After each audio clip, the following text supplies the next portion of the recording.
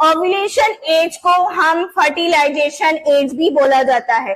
क्या बोला जाता है? फर्टिलाइजेशन एज भी कहा जाता है। ओव्यूलेशन एज को फर्टिलाइजेशनल एज भी कहा जाता है।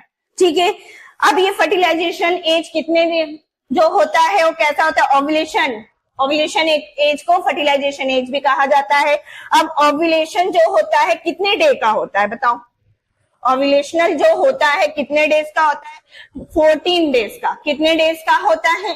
14 डेज का होता है। ठीक है, जब भी क्या होता है, जो भी अगर किसी फीमेल में 28 डेज का, कितने डेज का? अगर 28 डेज का पूरा ओव्यूलेशन डे है, मतलब पूरा एक डे है 28 डेज का, अगर हमें उनमें से ओव्यूलेशन एज निकालना है, ओव्यूलेशन एज निकालना है, मतलब वो फीमेल कब कंसीविंग हो सकती है, अगर जब उस टाइम ओव्यूलेशन एज का मीन्स ये होता है उस टाइम क्या हो जाना? एग का फॉर्मेशन होना।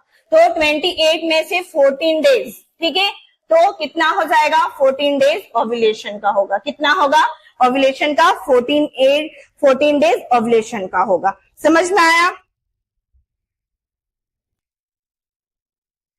अगर किसी फीमेल्स में डे फिक्स नहीं होता है 28 ही, पूरा ड्यूरेशन 28 डेज का नहीं होता है, किसी में 30 या 32 होता है। अगर ये पूरा डे है तो अगर इसमें हमें ओव्यूलेशन डे निकालना है तो हम 30 में से 14 को माइनस करेंगे तो कितना हो जाएगा बताओ?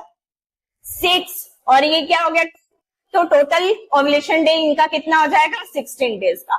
अगर इसमें भी हम क्या करेंगे? निकालेंगे तो कितना हो जाएगा? कितने डे का होगा बताओ?